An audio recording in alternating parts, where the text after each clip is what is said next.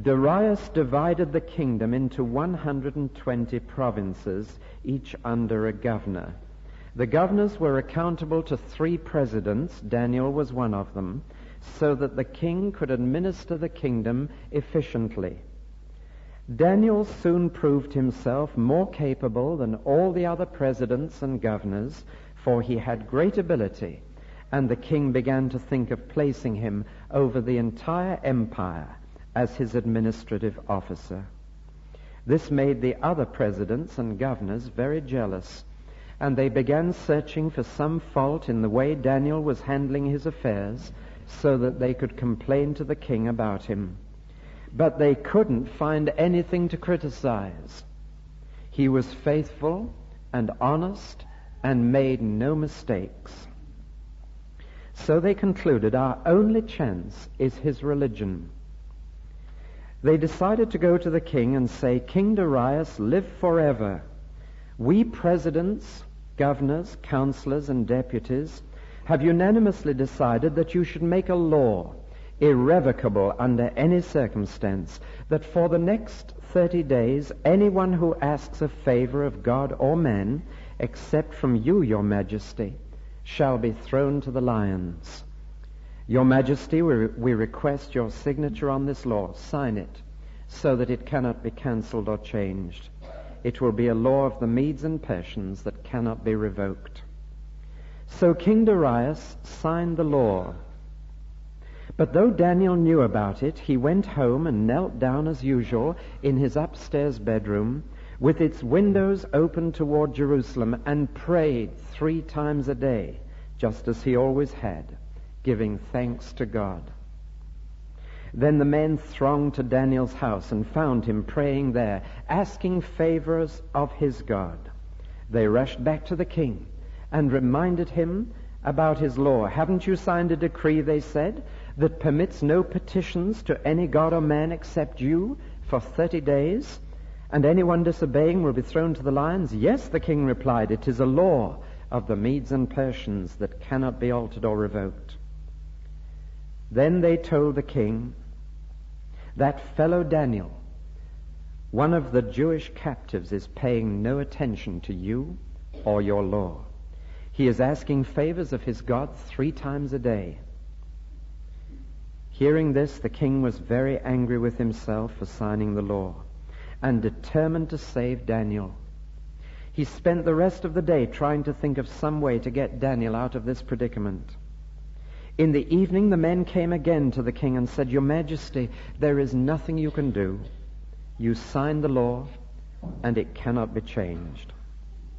So at last the king gave the order for Daniel's arrest, and he was taken to the den of lions. The king said to him, "May your God, whom you worship continually, deliver you." And then they threw him in.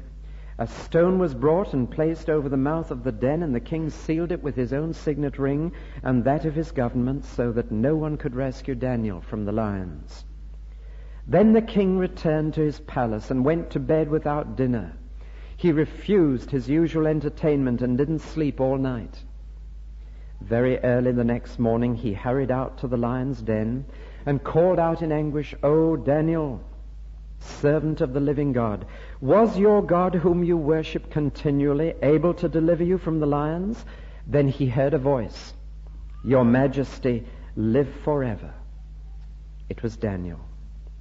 "My God has sent his angel," he said, "to shut the lions' mouths so that they can't touch me. For I am innocent before God, nor, sir, have I wronged you." The king was beside himself with joy, and ordered that Daniel be lifted from the den, and not a scratch was found on him, because he believed in his God. Then the king issued a command to bring the men who had accused Daniel and throw them into the den along with their children and wives, and the lions leaped upon them and tore them apart before they even hit the bottom of the den. Afterward, King Darius wrote this message, addressed to everyone in his empire. "Greetings. I decree that everyone shall tremble and fear before the God of Daniel in every part of my kingdom. For his God is the living, unchanging God, whose kingdom shall never be destroyed and whose power shall never end. He delivers his people, preserves them from harm. He does great miracles in heaven and earth. It is he who delivered Daniel from the power of the lions. So Daniel prospered in the reign of Darius and in the reign of Cyrus the Persian.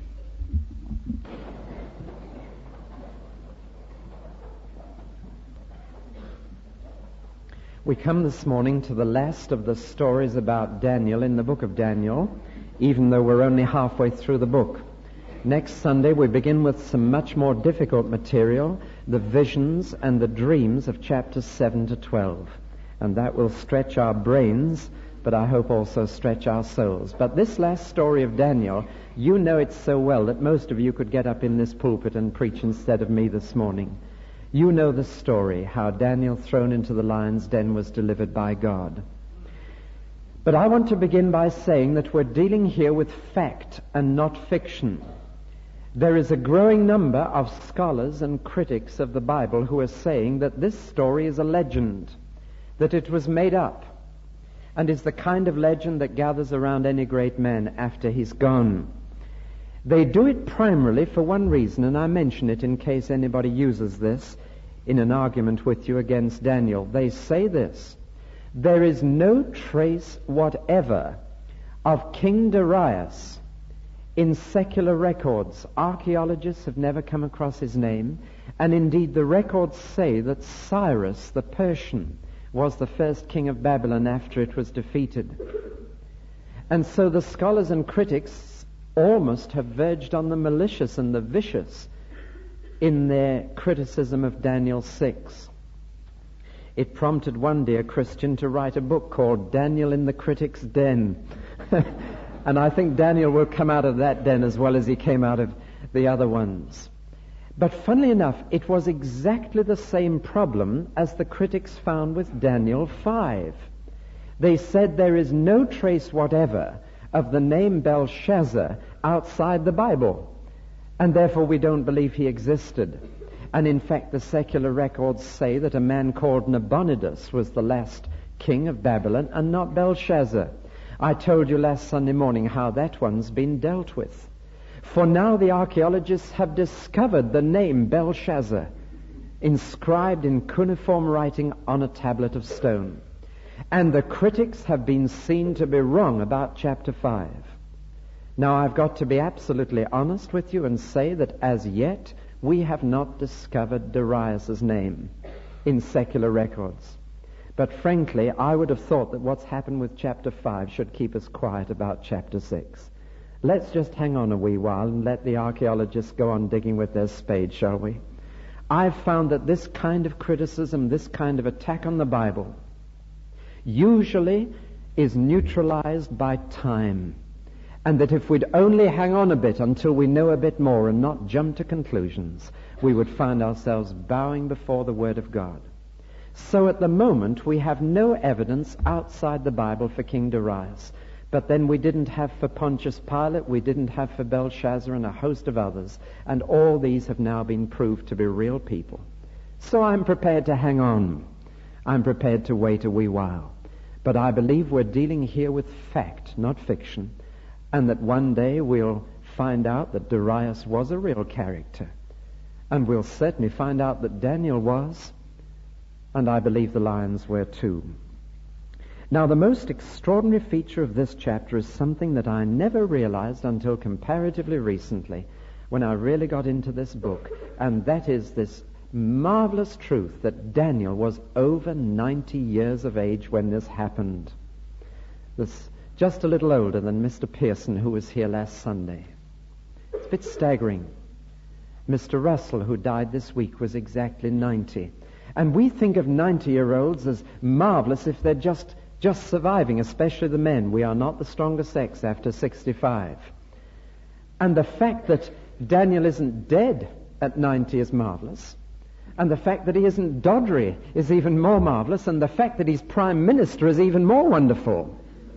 And that he's not hung on to office long after he was, too old to do the job. That he was called to this office over 90. that with a whole empire from which to choose, an emperor who wants a job done efficiently chooses a 93-year-old because he's a man of integrity, a man in whom there is an excellent spirit, says the Bible, a man who can be trusted, a man who's got energy, ability, a man who's still going strong and who's seen all the kings come and go. We had such a man in our former church. He was 92, fortnight older or younger was it than Churchill, but just about the same age at that time. And when he was told that Churchill had died, he said, well, I'm not surprised. He's been a heavy smoker and drinker all his life. And he just went on, did our dear friend Joe Stevens. He went into the garden and tripped over a garden rake and came furious into the house, and he said, who left that rake there? I might have been disfigured for life. And that was his spirit. And he was another Daniel, for Joe Stevens was a man who'd walked with the Lord and lived with the Lord and prayed to the Lord right through his life. And it's tremendous when you meet a live Daniel, a man who's still going strong, still witnessing, still walking with his God. Of course, it's not always given to the saints to have a long life, but to those whom God gives this gift, what a wonderful testimony a man like this can be. So get rid of the Sunday school pictures, which shows a rather smart young man, lying with his head on a nice lion, warm and snug, in a lion's den.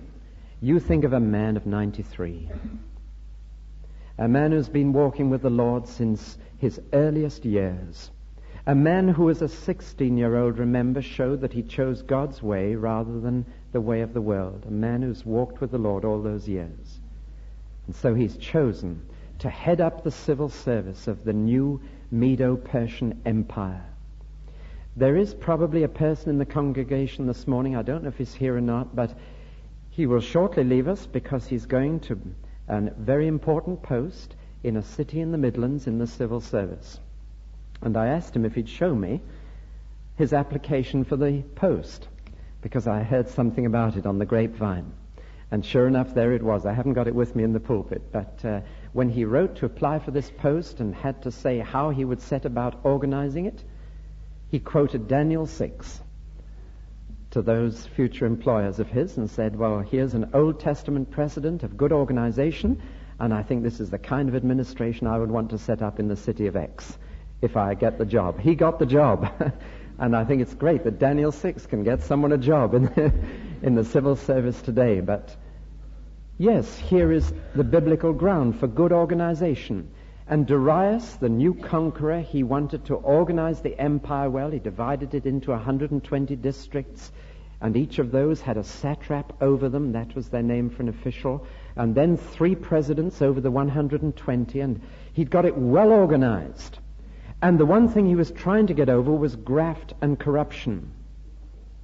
Reading between the lines of the Hebrew language at this point, it's saying this, that there was an awful lot of lining people's palms, and money was talking too much.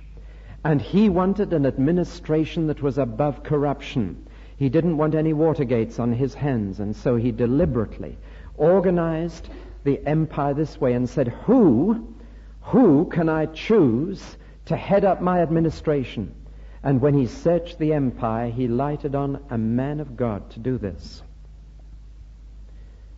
Now, I was talking to a man this week, and he said something pretty devastating to me. He said, if I wanted a reliable assistant in my firm, I would not choose a churchgoer.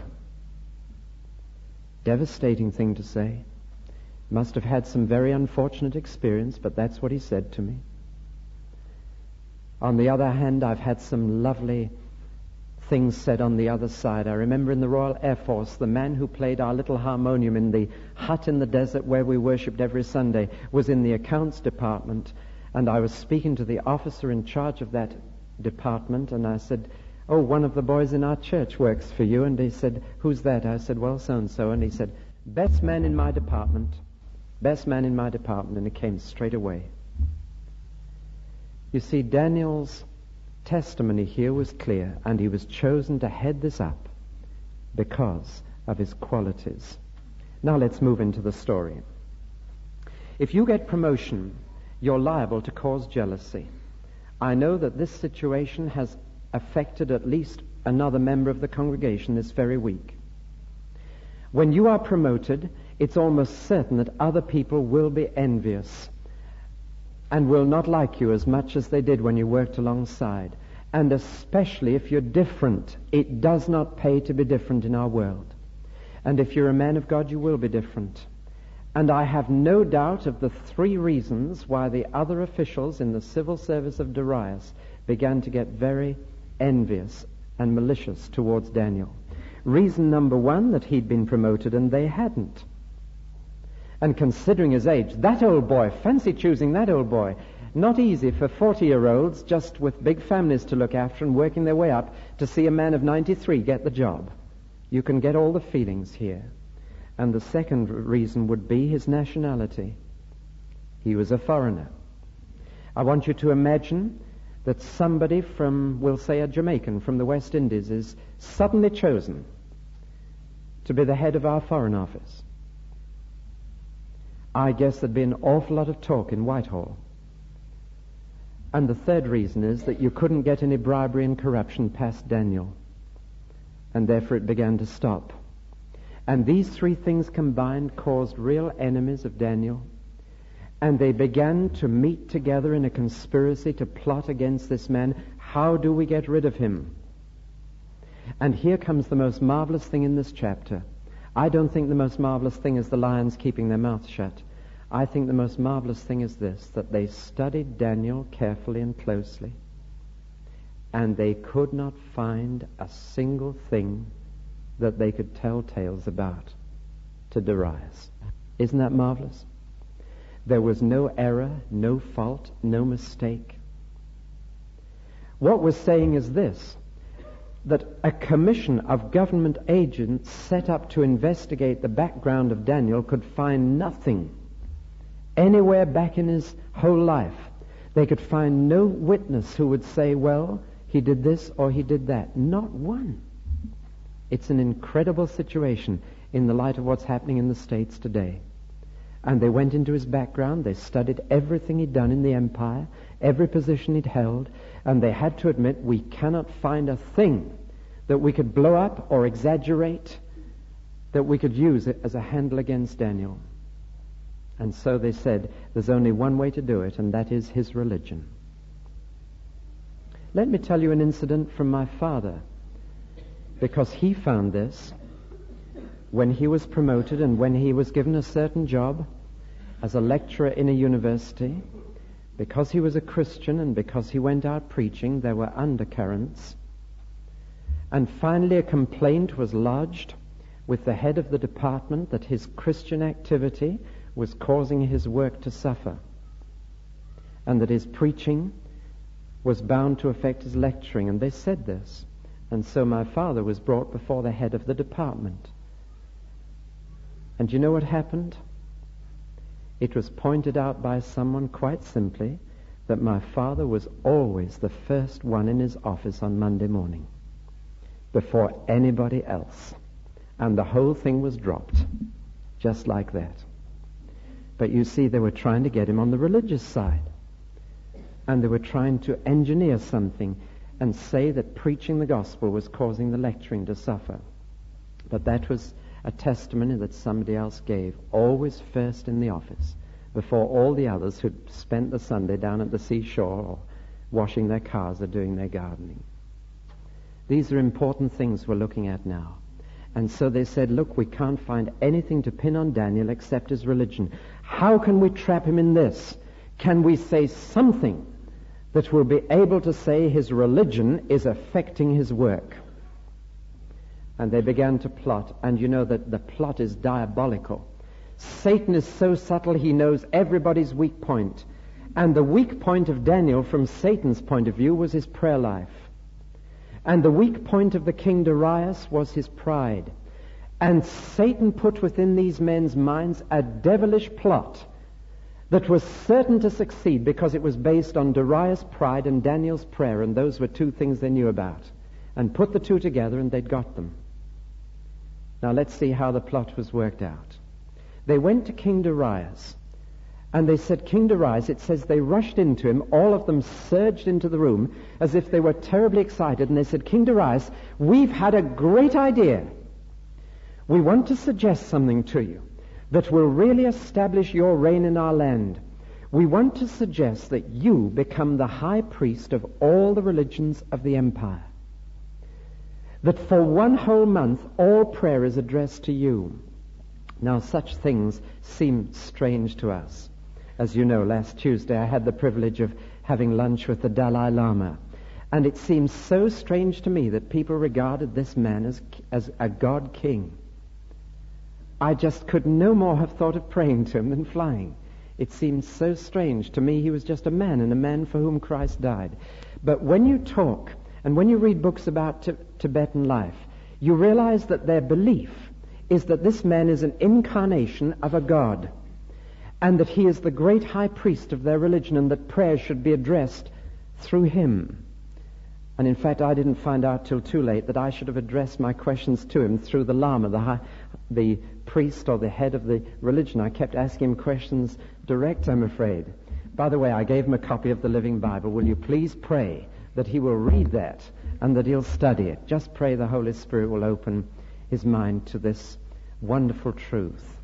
But you see, here was a king who was a god, an incarnation, and therefore revered and even worshipped as this. And it's not a strange idea in the East, it's just strange to us. We wouldn't think of saying for 1 month all prayers must be addressed to Ted Heath. You see? You laugh straight away because the idea seems so ridiculous, doesn't it, to our Western world. That may say something about our Western world, but nevertheless, this idea of suggesting this was very normal to the king.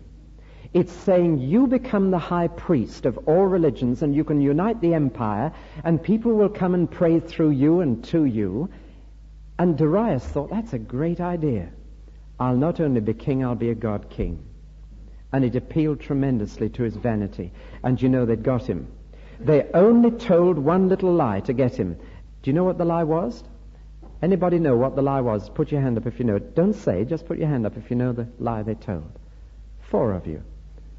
Well, they came and they said this: all of us have agreed. And they should have said all but one. You know, that's all they needed to say to get the thing through. And they touched his vanity, and Darius said, well, that's a very decent gesture. You know, you want to treat me as God, king? Fine. Let's do it. Good idea. We'll get all these religions united, and I'll be the high priest of them all, defender of the faith. You can add that to my titles, and, you know, you could see it happening. And so he signed it in a hurry. Lesson number 1 for all of us this morning is this: Satan loves you to do things in a hurry. He hates you to sleep on a problem, hates you to think it over, think out the implications and consequences of what you're doing.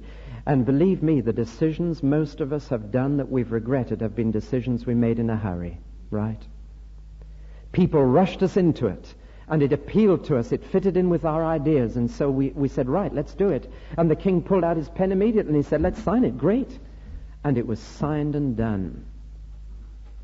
He little knew what was going to happen as the result. Now, the other half of the plot depended on Daniel's prayer. Here we're going to touch one of the secrets of this 93-year-old man. What was his secret?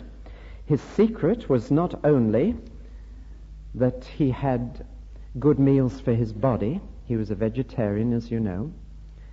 Not that that is a principle, but you know why he did it in that land. He'd lived on vegetables and water rather than meat and wine for his life. But what was his secret? I'll tell you. He got 3 good spiritual meals per day.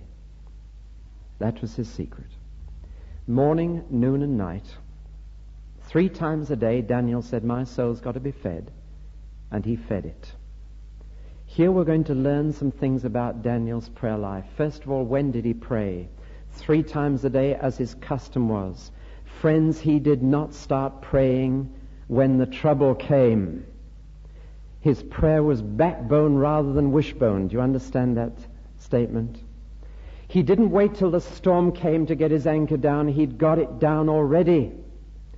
He prayed before he was thrown into the lion's den, and therefore when he was thrown into the lion's den, he just went on praying. And I love this statement that Daniel simply went on as normal. Now, there are 2 rules in the Bible about praying. Number 1, shut your door. Number 2, open your windows.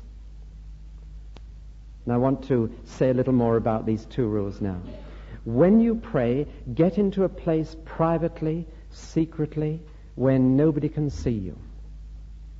I have sometimes advised young men going into the forces against the advice given to them by their church.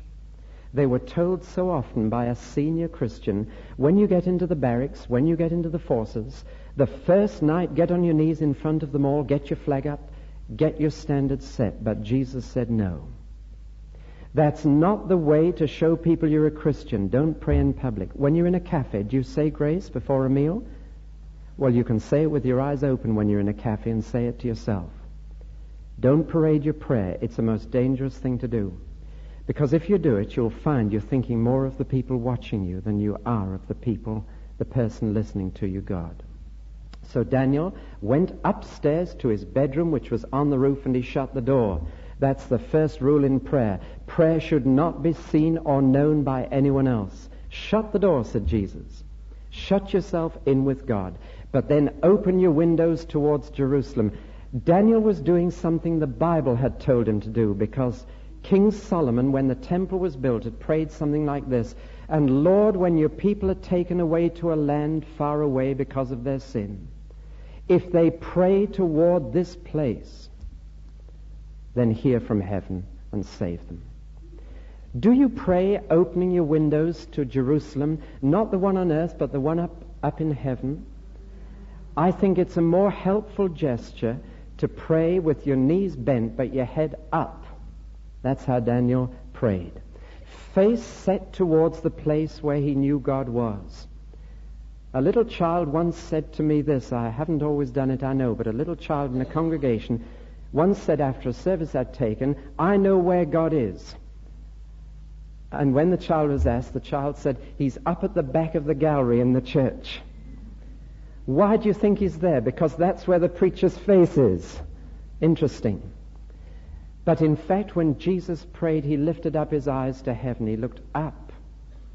Knees down, head up. That's how Daniel prayed. Door shut, windows open.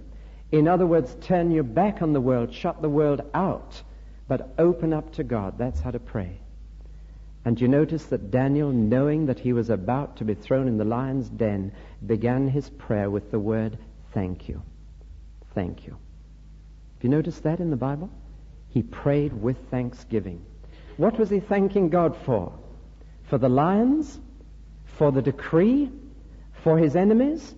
I believe he was. Have you discovered the secret of praising God when you're in a jam? Have you discovered the secret of really wanting to say please, please, please, and learning to say thank you, thank you, thank you? Tremendous secret of prayer. And if you study this little section on Daniel's teaching on prayer, you'll discover the secret of a man of 93 going straight to the lions. Daniel was a Daniel in his bedroom before he was a Daniel in the den. That's the lesson of Daniel 6. And so you imagine the scene. Daniel's in his bedroom, the door's shut, the windows are open, and on the next door roof, there's a crowd of people peering through the lattice, waiting for him to pray. The one thing they are quite sure of, notice, is this, that Daniel will obey God rather than men. They can only trap him because of his integrity. I find that marvelous. They were sure he'd pray, and pray he did. There are times when Christians have to break the law. There are times when men's decrees must be set aside. There are times when we must obey God rather than men, and this is one of them. And if a law was passed forbidding us to meet together in this land as laws have been passed elsewhere, then we would have to meet together, even if it meant the lions. Daniel's prayer, I'm afraid, led him into the plot. Now let's look at the second half, the plot foiled. An impossible situation. It looks as if there's no way out. And in Darius' predicament now, I see President Richard Nixon. Isn't it astonishing how this book is so relevant? Here is the sad, very sad situation of a ruler of a country gripped and tied in his own legal system, struggling to get out of the net through his own legal advisors. Now, I'm not making judgments on Richard Nixon this morning. I'm just going to say this, that there's something terribly, terribly sad about a ruler enmeshed, maybe by his own wrong decisions, but enmeshed in his own legal system. Nebuchadnezzar would never have been caught like this. Nebuchadnezzar would simply have abolished the law. But here you've got to the position. I'm serious about that because in God's sight, Nebuchadnezzar was a better sovereign than Darius because Nebuchadnezzar made the laws. He wasn't tied. You may think that's immoral. But in fact, in God's sight, the sight of a ruler who's at the mercy of his people is not a very pleasant sight. And God does not approve this. And therefore we must be careful about judging President Nixon, lest we play into Satan's hands in bringing those in authority into disrepute. But you see, Nebuchadnezzar was a golden sovereign, as we saw in chapter 2, and he really did reign. And he would not have allowed his own laws to make him do something immoral. He would have said, it's wrong, I abolish the law. But you see, not so Darius. Darius is one step down in God's scale of sovereignty. And Darius has made a law, and they say the law of the Medes and the Persians can't be altered, and you can't sack the prosecutor, and you can't dismiss the commission, and you can't get out of this. You made the law, and you've tied yourself. Darius was not a big enough man to say, then the law I made was wrong. And I have made a wrong decision, and I get out of that situation and do it with sovereign might. But he wasn't a big enough man. And all night long there were secret meetings in his White House with his legal advisors, and all night long he tried so hard to find a loophole, find another law to get him out of it. And all the time he could have said, I am responsible only to God, and I did the wrong thing in signing that decree, and it's better for me to break my own law than to throw Daniel to the lions. Sometimes we have to break our foolish oaths and promises that have led us into wrongdoing. There are plenty of cases in the Bible like this. Do you remember the man who foolishly promised that if God gave him victory, the first living thing he saw on his farm when he got home would be sacrificed to God? Do you remember that silly man? He made an oath to God, and do you know when he came back to his farm after the battle, the first living thing he saw was his own daughter. And the Bible talks about the folly of making these immoral oaths. And Darius could have got out of it if he'd been a big enough man to say, I'm only responsible to God. But when he saw the 120 satraps and the 2 presidents, he said, I must find a legal way out of this. And I'm afraid he couldn't. And the day came, or the night came, when he threw Daniel into the lion's den. Poor man. The only little hope there is, the only little spark of faith in Darius' heart was this. He said to Daniel, maybe your God will help. Maybe your God can deliver you. Had he heard about Shadrach, Meshach, and Abednego? I don't know. But he said, Daniel, I'm trapped. I'm trapped. But you pray to your God and he might do something. And so we find Daniel in the lion's den. My sense of humor takes over at this point, I'm afraid. There's the king. He sat all night watching television or its equivalent, it says. They brought on dancing girls, they brought on music, they tried every bit of entertainment, and he sat there like this. He took his sleeping pills, he went to bed, he tossed and he turned, and he couldn't get to sleep. No wonder the man was trapped. And I believe that something else was happening in the lion's den. Imagine a pit with 2 compartments and a gate between, and they used to entice the lions from one to the other with food to clean it out. And there was a hole at the top, and they used to let down the victims with rope slings under their arms. And then there was a door in the side that you could get in. And when they threw Daniel in that den, they sealed that door in the side with a stone and the king's seal. That reminds me of something, doesn't it? Remind you of something? how foolish men are to think they can seal a den. They couldn't seal the tomb, and as Jesus came out of the tomb, Daniel would come out of this den. And the poor king is tossing and turning on his bed. I guess Daniel was just having a lovely little sleep in the corner of the den. And I think all the lions were at the other corner.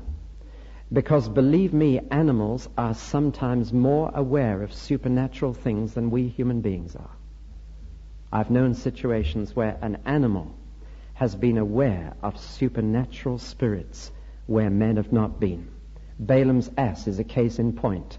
And there's old Balaam whipping his ass to go on down the road, and the ass won't move. Why not? Because there's an angel standing down the road, and animals are extraordinarily sensitive. Sometimes before an earthquake hits a city, the dogs and the cats will start making strange noises and run. Animals are sensitive. And it says, in that den, Daniel was not alone. There was a good spirit of God standing between Daniel and the lions. And the lions stayed in their corner. Spurgeon's explanation that the lions didn't eat Daniel because most of him was backbone and the rest was grit is probably a bit of bad exegesis. The real reason was that those lions were sensitive to supernatural power. The lions stood between Daniel and the lions. The angel stood between Daniel and the lions. I was reading a missionary book about 3 weeks ago, and in it said that a man of God was told to go and visit a certain village and preach, and to get there he had to wade across a river, and the river was infested with crocodiles. And the people who were with him saw him wade into the river and saw the crocodiles come straight for him, and they came surging through the water, making straight for him.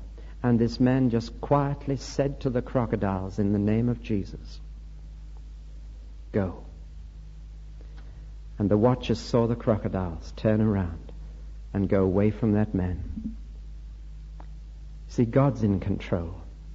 The Dariuses of this world are nothing. When God is in control and intervenes supernaturally, neither animal nor man can touch a man of God. In fact, Jesus said you could pick up snakes. That doesn't teach us to go around picking up every snake we see, but it does say that he can protect. David Livingstone was attacked by lions in the jungle, you know. But God was with him. Only years later, when his body was brought to the coast of Africa and shipped back here to be buried in Westminster Abbey, there were many skeptics who doubted if it was David Livingstone until they saw the marks of the lion's claws on his body. Then they knew it was David Livingstone. And there in Westminster Abbey lies a man of God who was delivered from the lions in Africa. That is not to say that everybody is delivered from the lions, for every David Livingstone, for every Daniel. There have been hundreds of men and women who've been thrown to the lions in the name of Christ and have been torn limb from limb as they sang hymns to our Lord. I've stood in the ruins of the Colosseum in the center of the city of Rome, and I've thought of the blood of Christians that flowed in that arena when they set the lions. I looked at the dens of the lions there. Yes, God has different ways of dealing with people, but God can send his angel to shut the lions' mouths. And they lost their appetite that night. Now see the dramatic scene. The king comes before it's light. He hasn't slept a wink, and it says he ran to the den. See the man, he's pale, he's sleepless, bags under his eyes. He's running for the den, and he comes and he shouts into it in the darkness, Daniel, Daniel! And it's a rhetorical question. He doesn't expect an answer. Daniel, did your God do anything for you? And there's a voice. A voice. Daniel quietly says, Darius, I did nothing wrong against you. I've done nothing wrong against God. So I'm still here. What a moment. And they let down the ropes and they pulled him up. And Darius in his fury really saw now where he stood and how he'd been trapped by evil, malicious men. And he said, throw them in. Throw them in. They believe in their gods. Let's see what their gods can do now. Throw them in. It sounds vicious. It sounds an act of revenge. And yet I think if you lived in the Middle East, you'd understand this reaction. And there's a poetic justice in it. They were perfectly happy to throw a 94-year-old man of God to the lions and see him torn limb from limb. Terrible end. if they were happy about that, is there not a poetic justice in what Darius said? And it says that as they let the men down into the den, the lions jumped up at them and were tearing their limbs to pieces before their feet touched the floor. Proves that the lions were hungry anyway. And so they came to the end to which all enemies of the people of God will come. I tremble for anyone who sets himself against a man of God, because he will come to a terrible end, and everything he wishes on the man of God will come back on himself. It backfires in a horrible way. And the result is that Daniel's God is exalted. That's the finest thing in the story. This story is not so that you may praise Daniel. It's a story that finishes up saying, oh, isn't God wonderful? He's a God who delivers his people. He's a God whose kingdom is everlasting. He's a God whose power is unlimited. And King Darius sends a decree out to the whole empire. Daniel's God is to be feared and worshipped and trembled. Oh, here's the man who thought he was God and who wanted people to pray to him, and he's saying, you pray to this God. And God has humbled this man through the testimony of a 93-year-old saint. Think of who God could speak to through you. There are lions that you are going to face. Might not be inappropriate on this Sunday morning to mention lying in bed on Sunday mornings, but that's another story. But there are lions you're going to face. Let's be serious. There are lions in the shape of men. When Paul of Tarsus was on trial in Rome, everybody deserted him. He had no witness for the defense, not one. Don't know where the Christians went to. Were they afraid of being caught up in it? But when Paul went on trial in Rome, he stood in the dock, and the judges said, any witnesses for the defendant? And there were none. Not one. And yet the verdict was not guilty, and he was released. And he went on further travels and wrote further letters. And when he wrote to Timothy, he was writing a letter after his imprisonment in Rome and after his release. And talking of the trial, he said, when I was on trial, no one stood by me, but God delivered me from the lion's mouth.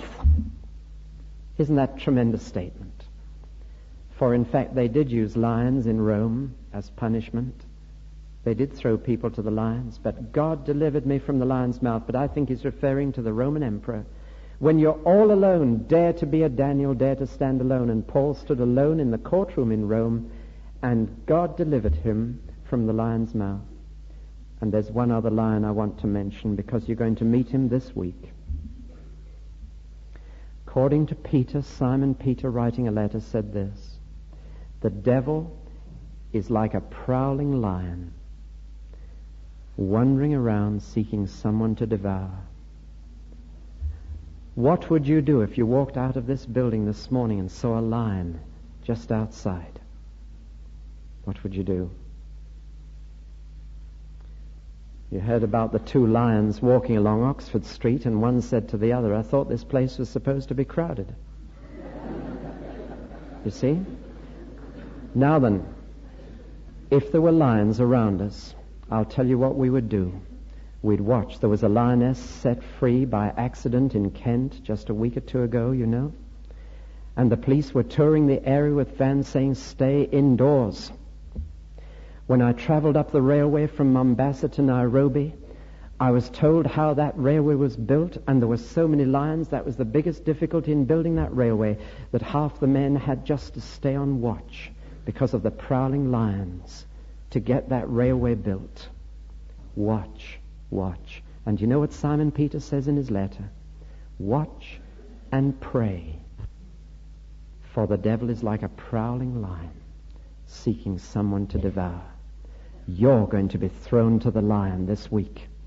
You live in the devil's world, and he's like a prowling lion, and it's safer for you, or it's just unsafe for you to be wandering around in this world with that prowling lion. And I'll tell you this, that the same way that Daniel met those lions is the way that you'll meet this one. Same way. It's in that bedroom with the shut door and the open window. It's in that face towards Jerusalem. No matter what your position, what your promotion, just thank God that when Daniel went up and up the social ladder and up promotion, his religion never suffered.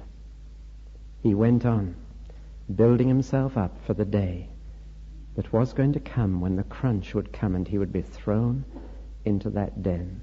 What a lesson this is for us. And the devil is like a prowling lion. You need the hosts of God between you and that evil intelligence. But believe me, the Word of God says that angels can shut that lion's mouth. And he can't touch the Daniels. Dare to be a Daniel. Dare to stand alone. Let us pray.